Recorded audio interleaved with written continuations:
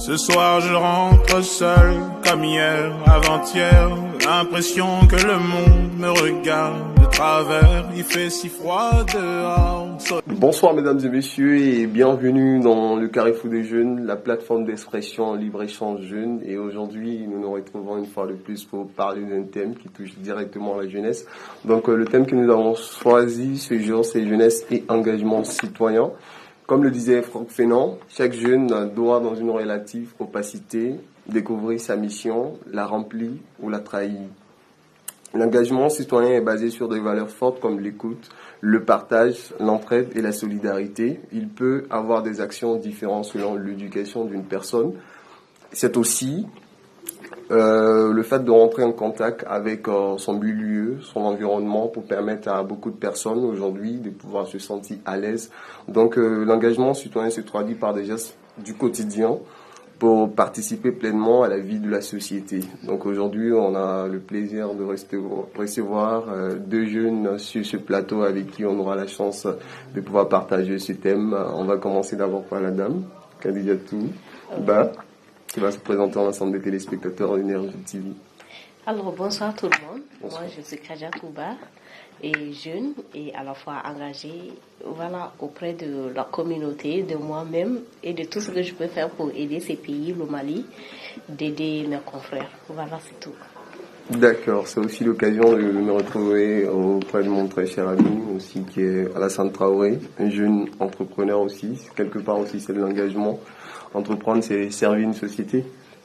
Exact. Bonsoir tout le monde. Moi c'est Traoré Alassane. Je suis directeur d'un bureau d'études pluridisciplinaires et je suis là ce soir pour partager ma petite expérience en tant que jeune entrepreneur dans la thématique du jour, jeunesse et engagement citoyen.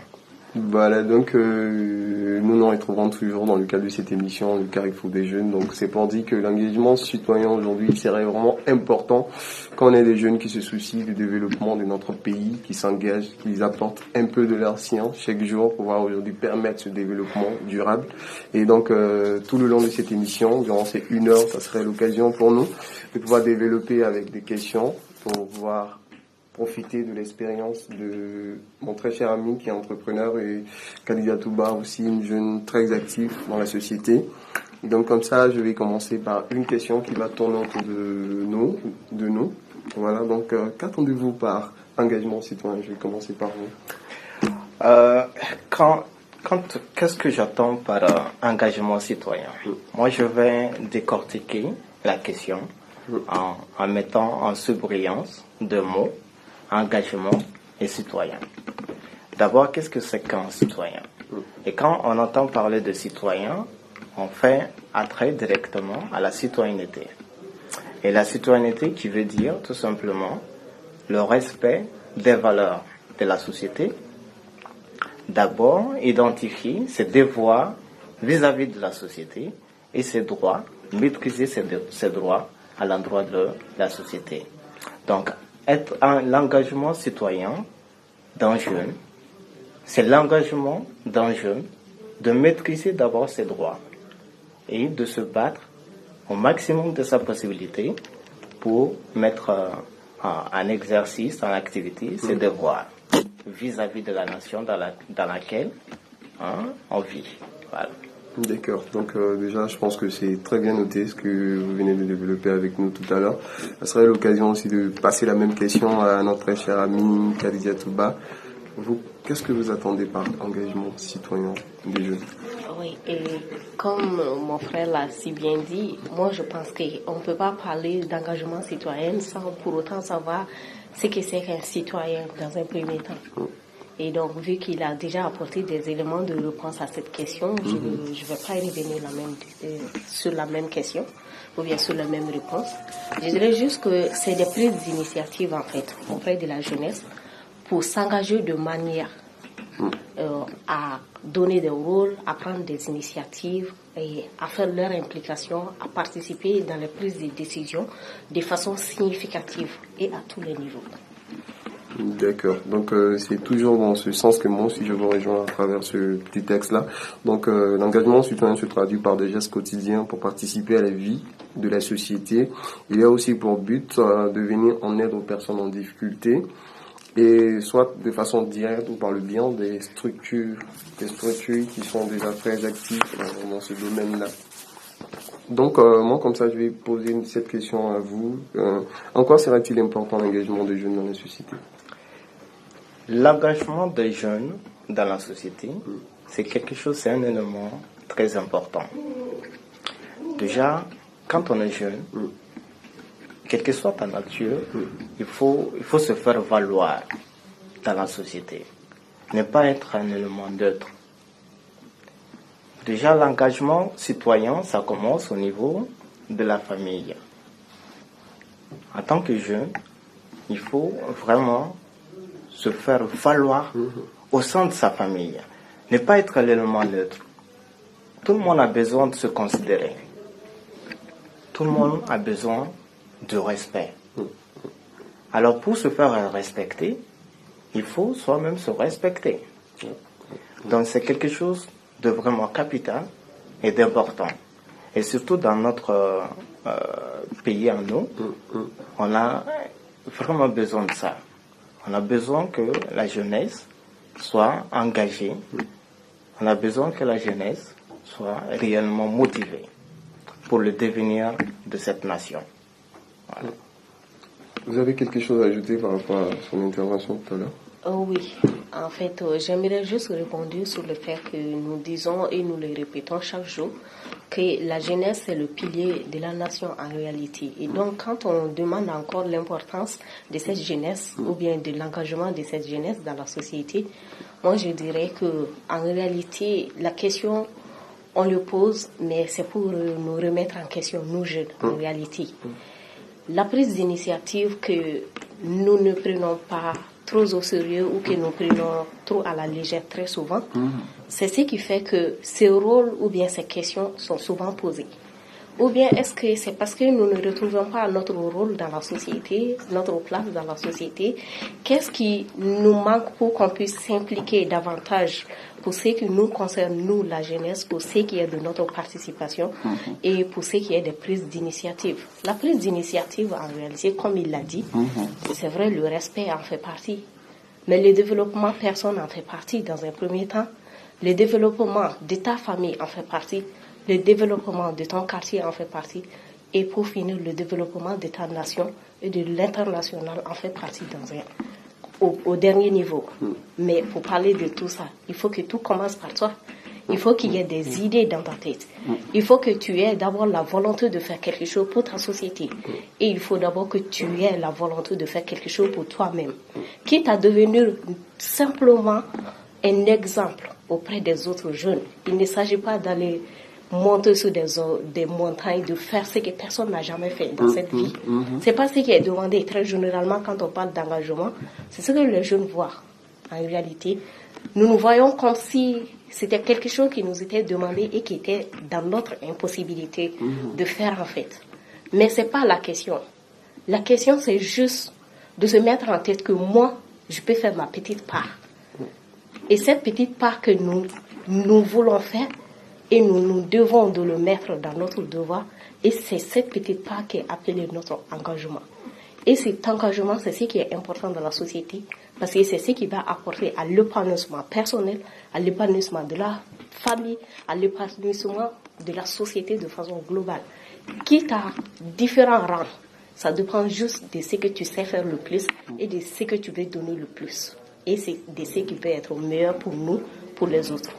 D'accord. Donc déjà, moi, je suis parfaitement d'accord avec tout ce que tu développes depuis tout à l'heure. Ouais. Mais toi, aujourd'hui, sur ce plateau, on considère que tu es l'ambassadrice de toutes ces jeunes filles-là, des jeunes filles maliennes actuellement. Donc, qu'est-ce que toi, tu réponds aujourd'hui aux jeunes filles maliennes aujourd'hui? Est-ce qu'elles sont engagées? Qu'est-ce que toi, ton constat personnel, quoi? Moi, mon constat personnel vis-à-vis de la jeunesse d'aujourd'hui, dans un premier temps, surtout ça, spécifiquement, les jeunes filles, c'est d'abord le manque de confiance en soi. Dans un premier temps, le manque de confiance en nos guides aussi. Et aussi Vous m'excusez du terme. En fait, c'est de donner plus de valeur à l'ignorance. Parce que nous, en tant que jeunes, c'est vrai, nous sommes venus, nous avons trouvé des cultures sur place. Et ces cultures, je ne suis pas liguée contre. Ces cultures sont vraiment importantes dans notre éducation. Mais c'est à nous de le continuer. Et comment est-ce qu'on doit le continuer? C'est de la manière qui peut nous servir. C'est de la manière qui peut servir nos enfants. Mais j'aurais honte et j'aurais mal de dire que nous, jeunes filles d'aujourd'hui, que nous nous disons que seulement nous cherchons à nous marier, à chercher à être des poids pour d'autres personnes et à nous oublier nous-mêmes, à oublier nos rôles, à oublier que nous serons appelés à être des exemples pour des enfants pour le futur de ces pays. C'est ce qui me ferait mal. Et c'est ce que je vois aujourd'hui. En réalité, on se voit plus en poids parce que c'est ce que nous a fait comprendre. Mais ce n'est pas vrai. Dans les temps des aïeux, on nous a dit que c'est vrai, la femme doit rester à la maison. La femme, elle est faite pour les travaux domestiques et tout. Je n'en contredis pas. C'est des valeurs en plus en réalité, mesdames. C'est des valeurs, mes sœurs. C'est vrai, nous faisons ce que personne d'autre ne peut faire dans la famille parce que nous réunissons notre famille, nos maris, les enfants, les frères, les sœurs, la communauté de façon générale. Mais en dépit de ça, qu'est-ce qu'on peut faire de plus? Nous renonçons à ça et c'est ce qui fait mal. En réalité, nous devons chercher. Aujourd'hui, nous avons la possibilité et encore, je dirais, la chance d'aller à l'école, d'apprendre, de servir d'autres personnes. Pourquoi est-ce qu'on veut tout laisser au profit? Parce que juste, on nous a fait comprendre qu'on devait laisser à la maison. Rester à la maison, c'est vrai, c'est des valeurs, comme je le dis. On doit ajouter quelque chose à cela. Et c'est ce qui va nous permettre d'évoluer d'un point à un autre point. La femme dans l'État était restée à la maison. Elle s'occupait de l'éducation de ses enfants. Mais laissez-moi, mes jeunes sœurs, à vous rappeler que la femme d'avant a fait des trucs au-delà de la maison. Chose que nous ignorons ou bien que nous faisons semblant d'ignorer. Je prends l'exemple sur Momo Traoré. Ça, ce sont des histoires de notre pays. Nous le connaissons. Elle, c'était une femme. Mais pourquoi est-ce qu'elle a fait la guerre auprès de ses frères? Non seulement il y avait la cohésion sociale quand elle le faisait, parce qu'elle aidait son prochain, elle aidait sa ville, elle aidait son village, elle aidait son frère. Mais en tant que femme aussi, elle a su qu'elle ne devait pas rester à la maison, qu'elle avait peu d'utilité en restant à la maison que d'être au front, que de se battre en tant que femme. Elle l'a fait. Elle a fait quelque chose en dépit de ce qu'elle était. Mère, c'est-à-dire femme, et c'est-à-dire fille d'aujourd'hui et mère de demain. Elle a fait de plus que ça. Et c'est ce que moi je voudrais. C'est ce que je reproche à nous aujourd'hui. On se limite à ce qu'on nous dit. On se limite à ce qu'on veut nous faire croire. Mais mes sœurs, cherchons juste à faire plus que ce que nous faisons dans nos foyers. C'est juste un plus. Ça va plus nous valoriser que nous dévaloriser. Mais en restant, en croyant à ça, c'est à nous de faire ressortir les histoires dans lesquelles les femmes ont eu à faire de grandioses choses dans le temps. C'est à nous de le faire ressortir. Et c'est à nous de montrer aux gens qu'on peut prendre le relais, qu'on peut faire de même, ou même qu'on peut faire de plus.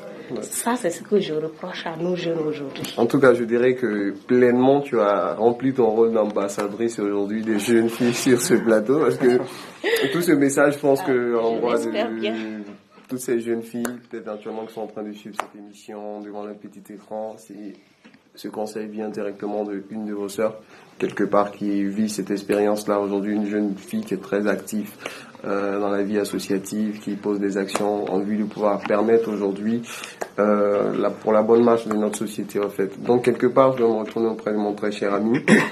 Vous, aujourd'hui, qui êtes, vous n'avez pas fait de publicité, vous êtes jeune directeur d'une boîte. Voilà, d'une boîte. Aujourd'hui, Quelle était réellement votre motivation aujourd'hui à vouloir peut-être créer, entreprendre, être entrepreneur dans la société? Bon, d'abord, comme je le disais tout à l'heure au directeur d'Énergie TV, l'entrepreneuriat, c'est réellement une vocation personnelle. Il faut avoir la volonté, l'ambition de pouvoir entreprendre dans une activité dans laquelle on se sent réellement à l'aise. Sans pour autant faire de publicité, moi, j'ai une passion énorme dans l'informatique. J'ai appris depuis au départ c'est quelque chose que j'aime profondément. C'est naturel chez moi. L'informatique, la conception graphique, la maintenance informatique, le développement de sites web, le webmastering, c'est ça mon activité. Je l'exerce pleinement, je m'épanouis, je crée ma boîte, je fonde mon empire sur mes ambitions. Je crois que c'est la base fondamentale de toute entreprise. Tous les chefs d'entreprise que vous allez voir, tout est fondé en un premier temps sur le vouloir d'exercer une activité propre à eux. Bon, pour un départ, le mettre sur place, c'est pas quelque chose de facile. Mais on se laisse épauler quand il y a de l'ambition. C'est vraiment capital. Il faut y mettre.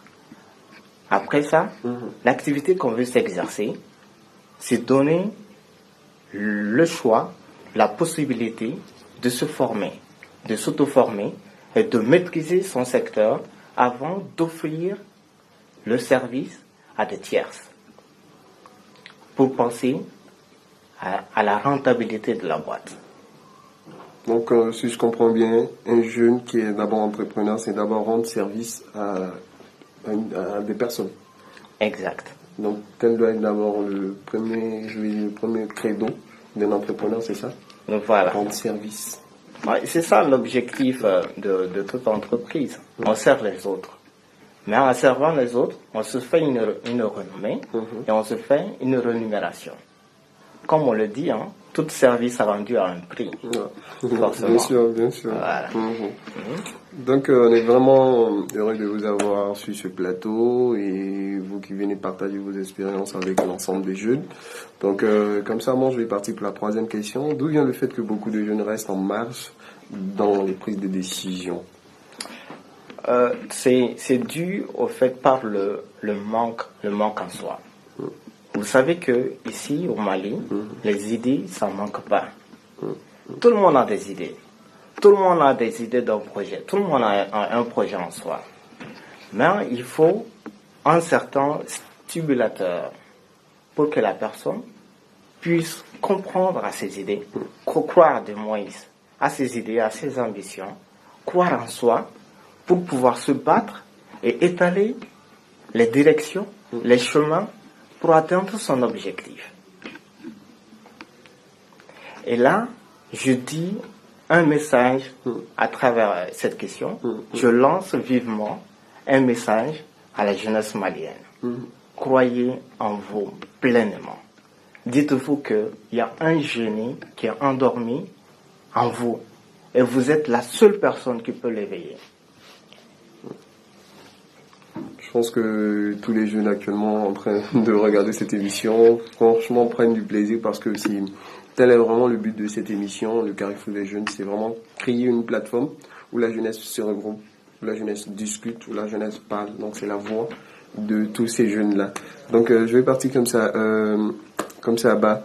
Ouais. Tu es d'accord avec ce qu'il y a eu là tout à l'heure sur cette question? Pourquoi beaucoup de jeunes restent en marge de la prise de décision de notre pays? Bon, en réalité, comme il a dit, d'abord, le manque de confiance en soi a beaucoup à voir avec ça, dans un premier temps. Mais en fait, au moins, je me dis qu'il y a des espaces d'échange, des tribunes d'échange qui manquent aux jeunes.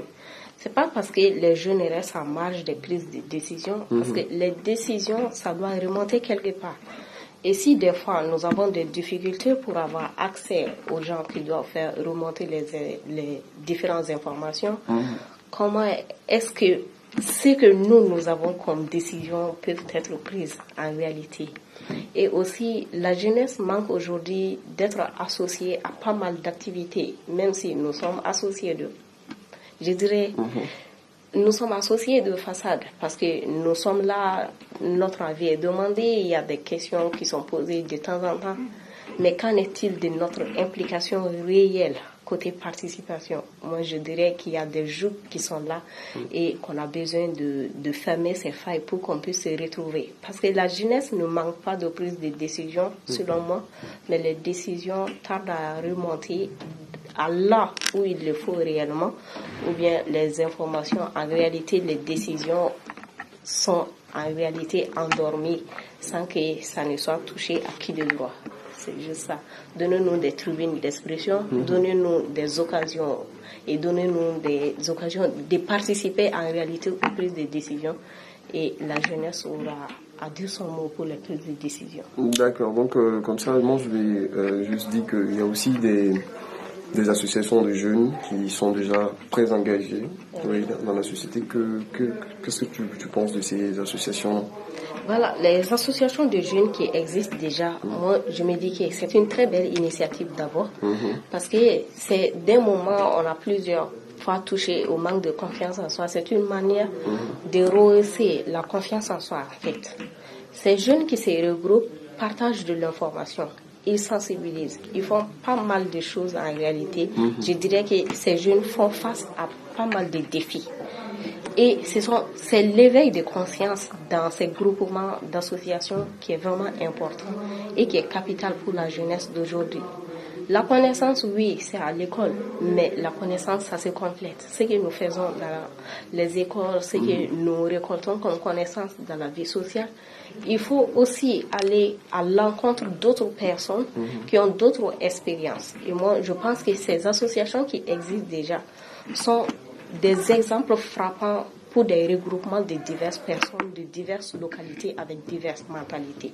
C'est seulement en s'intégrant dans ces groupes qu'on a la possibilité de dévoiler ou bien de parler de ce que nous avons au plus profond de nous, parce que nous sommes entre jeunes. Et entre jeunes, c'est plus facile de parler de quelque chose.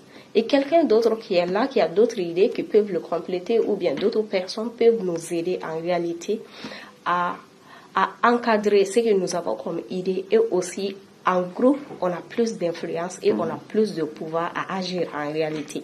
C'est une façon d'agir. Et la meilleure façon, c'est d'abord de se retrouver dans un groupe, c'est d'abord de faire des partages et c'est d'abord d'avoir la possibilité de mener des actions. Et je me dis que cette vie associative, c'est ce dont la jeunesse a besoin. Et bravo à ces groupements de jeunes qui existent, à ces associations de jeunes qui existent, qui font tout leur possible pour l'éveil de conscience, qui font tout leur possible pour que la jeunesse d'aujourd'hui puisse trouver un rang favorable et apporter quelque chose à notre pays qui en a vraiment besoin aujourd'hui. Franchement, c'est pertinent tout ce que tu viens de dire tout à l'heure. Donc, ce serait l'occasion aussi d'encourager toutes ces associations de jeunes qui œuvrent pour aujourd'hui se retrouver entre jeunes, pouvoir aujourd'hui permettre le développement durable et sûr, à travers, qui passe forcément par cette jeunesse déjà brave, déjà forte, qui est déjà là pour faire booster les choses. Et donc, ce serait aussi l'occasion de vous poser cette même question. Aujourd'hui, il y a des associations, je sais pas, peut-être que vous avez été membre aussi des associations, parce que quelque part, beaucoup de jeunes aujourd'hui sont fruits de ces associations. Vous, qu'est-ce que vous en pensez de ces associations? Bon, les associations de jeunes qui existent, il y a certains qui créent des associations uniquement dans le but lucratif, pour se faire de l'argent. Moi, je dis que une association, en réalité, ne doit pas avoir une telle vocation, comme on le dit. Sur le plan légal, les associations sont à but non lucratif, obligatoirement.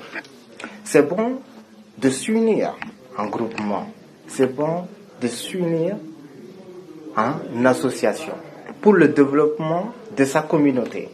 C'est vraiment quelque chose d'important. Il le faut obligatoirement. Seul, on ne peut rien. Comme on le dit dans notre jargon, mais c'est en s'unissant réellement pour un objectif de développement commun qu'on peut aboutir à grandes choses. Vous êtes dans une communauté, dans un quartier. Je vois des jeunes qui s'unissent, qui s'organisent pour l'assainissement de leur localité, en créant des journées d'assainissement. C'est génial. Je les encourage. On ne peut pas vraiment s'asseoir et attendre tout de l'État. On peut vraiment construire ce pays en s'unissant, en se mettant ensemble, en ayant un objectif commun de développement de la nation. Les idées, ça ne manque pas. Il faut juste y croire et se battre pleinement pour le réaliser. Tout part d'une idée. Mais je dis aux jeunes un message de passage. Je dis aux jeunes, mettez-vous ensemble dans votre communauté. N'attendez rien de la mairie. La mairie, c'est une passerelle. La mairie peut vous épauler. Mais s'ils voient réellement que vous êtes deux jeunes engagés pour le devenir de votre communauté, ça sera un plus. Vous voyez aujourd'hui, si dans chaque quartier, s'il y a des groupements de jeunes à vocation de développer la communauté, le quartier, on va beaucoup faire. Ouais, bien sûr. Vous ne verrez pas les saletés.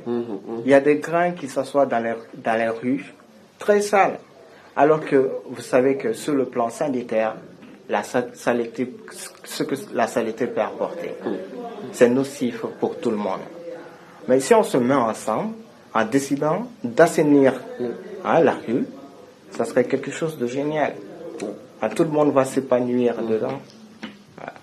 Donc franchement, c'est vraiment interpeller nous, jeunesse malienne, de se lever, parce que l'avenir du demain, c'est forcément nous. Et c'est à nous de le construire. Donc c'est vraiment se lever, d'être présent. Donc par rapport à toutes ces interventions, ça sera l'occasion aussi d'aujourd'hui, on a des dirigeants qui sont là, qui gèrent tout. Donc comme ça, à votre avis, quelles sont les stratégies que le gouvernement devrait apporter, mettre en place pour aujourd'hui faire de nous jeunes des citoyens productifs? Vraiment, il y a du chemin à faire. Il y a des chemins, il y a vraiment un chemin réel à entreprendre. Ça commence depuis au niveau de l'éducation de base. Le rôle primordial de l'État, de nos dirigeants, c'est de faire les fils et les filles de la nation des bons citoyens. Et comment s'y prendre? Intégrer dans l'éducation de base la citoyenneté. Expliquer depuis à la base aux élèves qu'est-ce que c'est qu'un citoyen. Les apprendre, les dire que vous avez tous le devoir de respecter la nation, les trucs de base élémentaires de la nation. Vous êtes tous appelés à vous battre pour construire cette nation. Donc j'interpelle nos autorités de veiller réellement à ça, à inculquer la nation de citoyenneté dans l'éducation de base et le patriotisme de passage. Il faut que l'État apprenne à ses enfants comment être un bon patriote.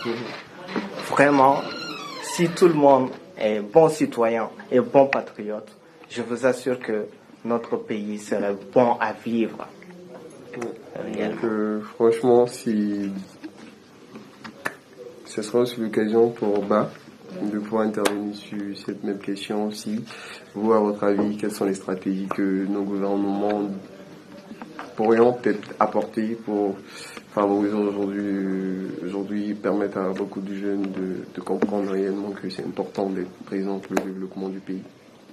Oui. Alors, moi, je ferais juste un saut sur la crise qui est actuellement à l'éducation malienne. Et tout commence par ça. Un pays qui n'a pas d'éducation, en réalité, c'est un pays qui flanche très facilement vers la dérive. Et là, il faut d'abord rehausser la qualité de l'éducation, de prendre au sérieux tout ce qui est côté éducation. Parce que tout commence par là, l'éducation de base. Nous quittons nos familles depuis à l'âge de 3 ans pour rejoindre l'école. Et combien de temps nous passons là-bas? Nous y passons plus de temps que nous ne passons à la maison. Alors, s'il y a l'éducation de qualité qui est là, moi je pense que ça c'est déjà un bon coup de pouce. En dépit de ça, à la sortie de l'école, nous sommes des milliers à être au chômage. C'est vrai, le chômage, nous jeunes, nous avons notre part dedans, mais en réalité, il faut promouvoir et l'entrepreneuriat et aussi créer des emplois pour les jeunes. Parce que de la jeunesse qui reste à la maison, si l'entrepreneuriat, c'est vrai, c'est important et ça dépend de nous dans un premier temps. Mais tout le monde n'est pas venu dans une famille comme nous le savons. La pauvreté est une réalité qui vraiment est le socle de la base de nos problèmes en réalité. Imagine des élèves qui commencent leur vie dans les villages, ils n'ont jamais connu de ville, ils ne savent pas ce qui se passe dans les villes. Mais un beau jour, ce sont ces jeunes qui sont interpellés s'ils veulent vraiment, ou bien s'il y a vraiment la possibilité et qu'il y a l'ambition de continuer leurs études supérieures, de rejoindre la capitale, avec tous les enjeux qui y sont. Tout le monde n'a pas sa famille à Bamako. Nous désertons nos villages, nous désertons nos régions. Combien d'universités sont dans les régions? Les universités qui y sont, ce sont des universités privées. Hélas, nous n'avons pas tout le monde, tous la chance de pouvoir nous payer ces études. Ouais. Et si on doit se rendre ici à Bamako et qu'on doit aller à l'école, alors qu'on a quitté nos parents qui sont dans des difficultés, la vie était encore moins chère là-bas. On est propulsé dans un nouveau monde en réalité.